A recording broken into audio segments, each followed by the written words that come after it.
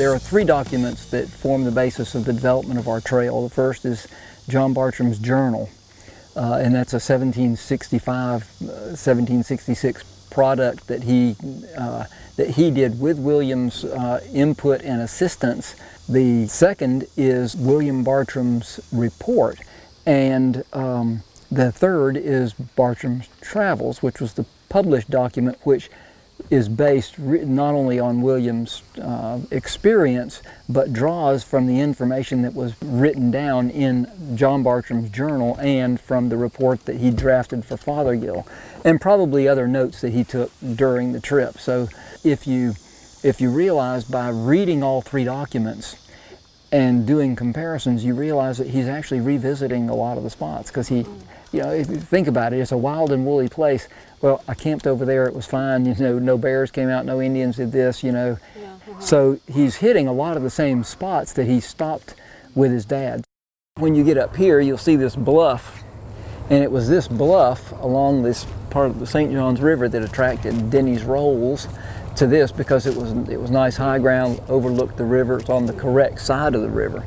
The idea was he was going to establish the first real English settlement right here in East Palatka on the St. Johns River. It was a pretty dismal failure. He had envisioned attracting indentured servants and people who would come over and find this to be kind of a real mecca, but what he found was that the humidity in Florida was not suitable. Nobody from England was able to really acclimate and be very happy with the climate conditions here. And so the settlement itself, the people, as soon as they got here, as soon as they could, they ran off. And it was Christmas Day in 1765 that John and William Bartram left from Palmetto Bluff up on the north, which is essentially the county line, Putnam County line.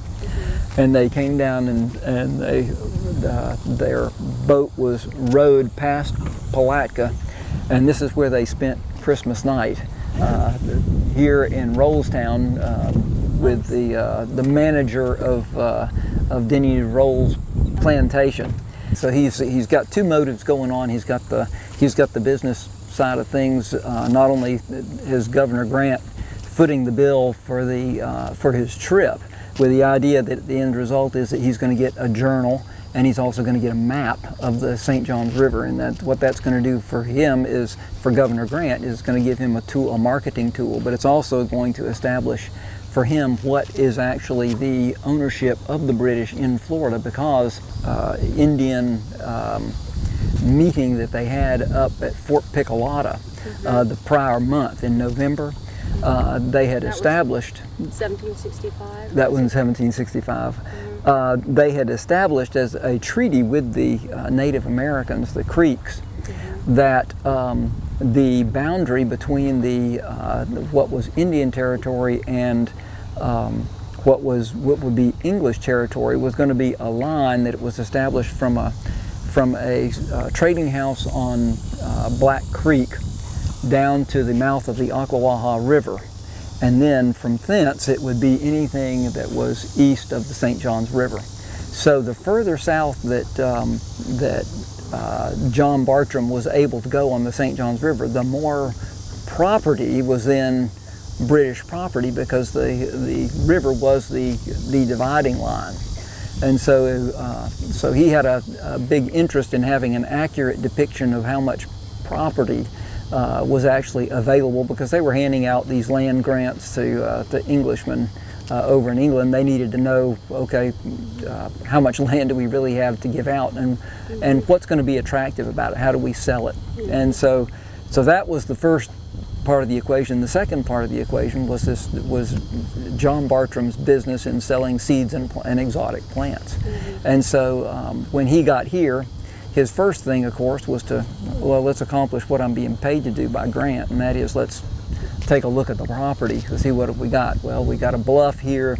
Here's the kind of vegetation that we've got. This vegetation could be used for naval stores, for whatever else. The land, let's take a look at the soil. The soil will be good for growing corn, might be good for indigo, this area that's low might be good for rice. So he describes all that, writes it out in his journal. And that's all written down. And then he and William, of course, they're scouting around on the, okay, we've done the business part of things, now let's take off and let's hike around a little bit and see what we can find in the woods in terms of plants that we might be able to sell. And so they actually had a subscription service back then, just like you'd subscribe to a magazine today.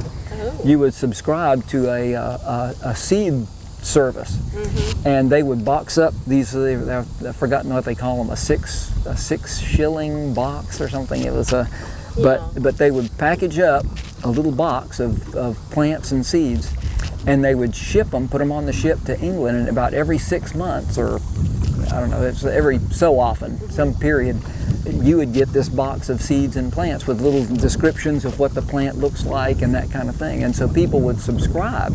They'd send John the money, and that money was a constant subscription, a constant income to him. And he would send back these plants and seeds that nobody in England had ever seen, and really sheds a lot of light on what John Bartram was doing, why he was really interested in coming down to Florida, because it was just a wealth of new plants that nobody had ever seen before. And so could be a marketing extravaganza for him. This is the mouth to Dunn's Creek. That shore of Dunn's Creek all the way down to Crescent Lake was Denny Roll's plantation. So that was his land holding. Now this is the north end of what is Murphy's Island. It's actually, there's a series of smaller little islands right here before you get to the main part of Murphy's Island. Right. But this is Dunn's Creek. So this is one of our Bartram sites, the creek. We're fortunate in that Dunn's Creek State Park is also now being established. It's only just opened as a state park. Now, as far as Dunn's Creek and as a Bartram site, it was not until the return trip, after the Bartrams had already gone all the way as far south as they could on the St. Johns River, and they returned back to their point of departure up in Jacksonville, that they came back and ventured up Dunn's Creek. So they came up, and this was the end of January, came up, stayed at Spaulding's lower store again, and then their boat was rowed up here to Dunn's Creek, and instead of heading on back up to Rollstown, they went and ventured up Dunn's Creek and down to Crescent Lake.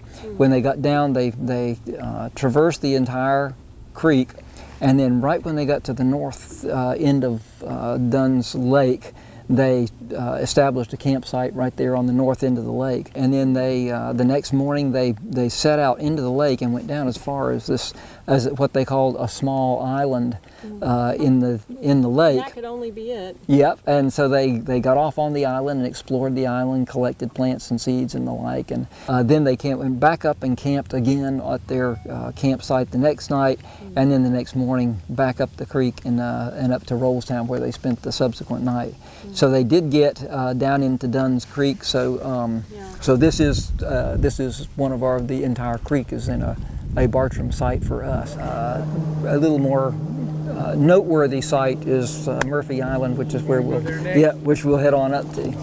There are two things that go on with Murphy's Island. First is that the Bartrams are passing by, and they did make a stop here in 1765 on their way to Spaulding's lower store, and this would have been the day after Christmas, or excuse me, Christmas Day, that they stopped at Murphy Island, and they went ashore here and they did some exploration, and they do write about, and this will be in John Bartram's journal. One of the things you mentioned, the importance of the journaling and how handy that is. That the other interesting thing about this as a Bartram site is that when William Bartram came back in 1774, he had stopped at Rollstown and was headed down to Spaulding's lower store. Spaulding's lower store, of course, was going to be his base of operations.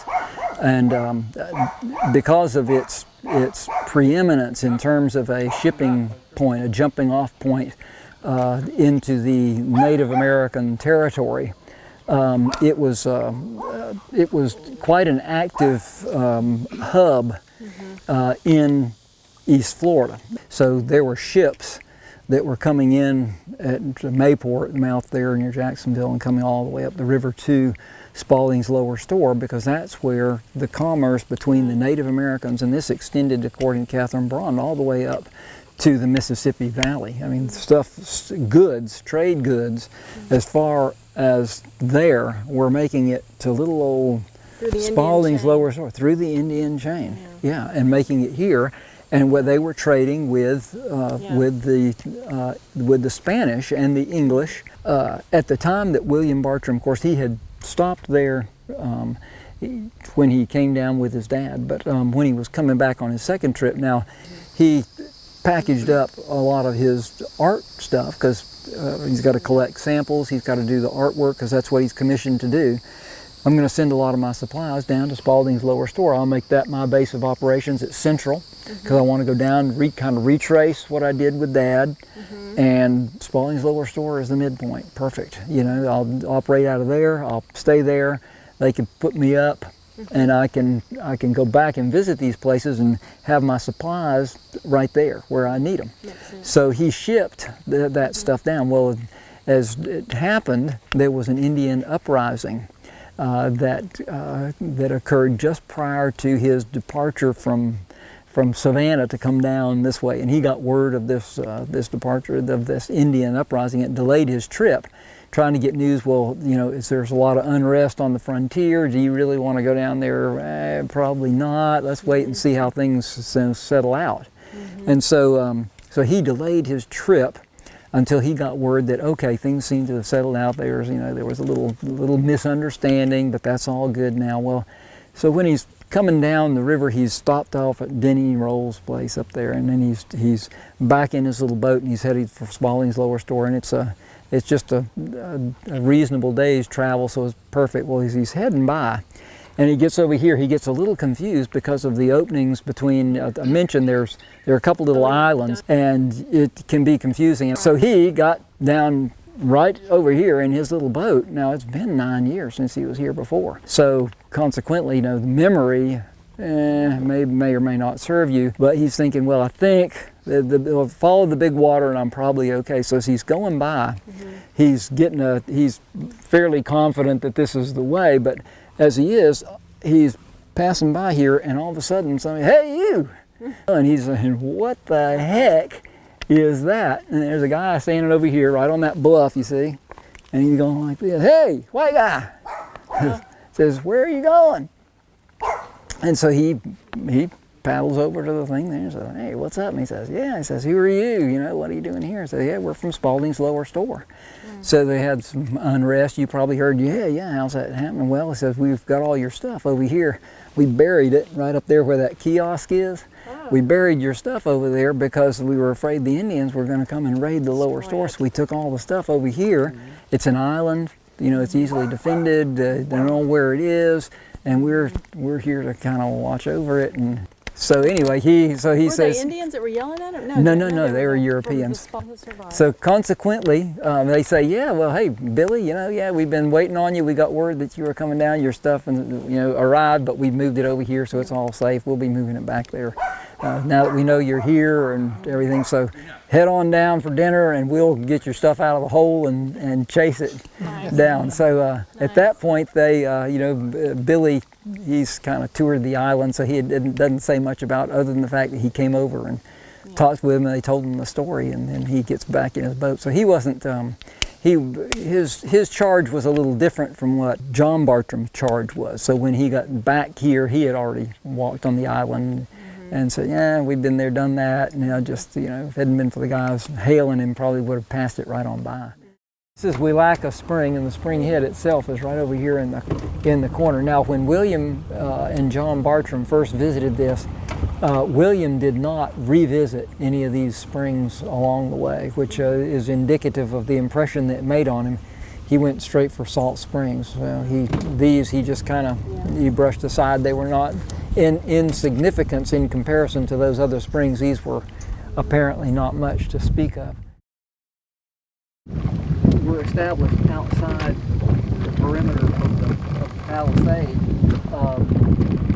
probably on a pretty consistent basis, because when they would come to trade with the store, there were no hotels, so they would set up encampments around the outside of the palisade that was surrounded this Spaulding's lower store. Okay. And they found the bases of the palisades that were sunk, The so they post could, holes. yeah. And just beyond that white car, there's an open field, and that's where the lower store was actually located, Cool. the structure. But the entire this area was part of that, because it was within the palisade that protected the store and the buildings.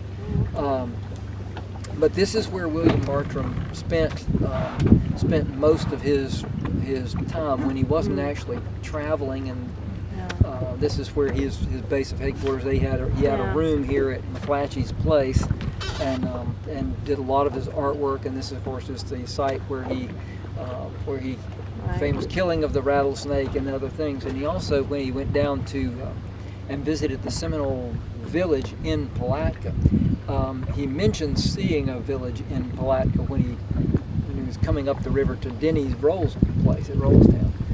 In the report, that village was not before Rollstown, but in fact was after Rollstown. It was after he cleared Rollstown and he started to come up to the lower store that he passes a Seminole village, and that's in the report. Now the report was drafted 9 years prior to the let's see, 90. It was drafted in 74, and he didn't write Travels until it wasn't published till 91, probably 10, 15 years later. Yeah, I got. But when he was here at Spaulding's lower store, one of the last things that he did before he headed back up north was that he was invited to an Indian festival at the Seminole village. So they trekked by land. They made the trip down to where the site of Palatka is now. And he describes how far they went in travels, about the distance that they walked in. So that's probably the correct site for Palatka, and that's where we kind of lay claim to the ravine gardens, although no mention is made of the ravine gardens and the ravine that was ravine gardens, which frankly I think that if he had encountered, I can't imagine that it would have escaped some note, because it's a pretty unique land feature. But nonetheless, he doesn't ever write about it. So did he actually visit the ravine? Probably not. But if he was following the river, between the river and the ravines is a pretty nice swath of land that would have been, You almost got there. Yeah, that you would have crossed without ever really seeing the ravine itself. You would cross the run of White Spring, which is there in the ravines, and you would have gone across that, but you wouldn't necessarily have encountered the ravines themselves. So the likelihood is that Palatka was the site of the Seminole village, and so that's described. So he did visit that, but he didn't go down by boat on that occasion. He went by land. Very interesting. It does give you a good indication of what the expanse of Spaulding's lower store was. Not just the store, but there was a surrounding area. And William Bartram, and both he and John Bartram in their writings, describes the location of the store and what's going on, the activity and all that's going on. And you say, oh man, absolutely, you are. William Bartram was sitting right over there. John Bartram was standing right there. This is it.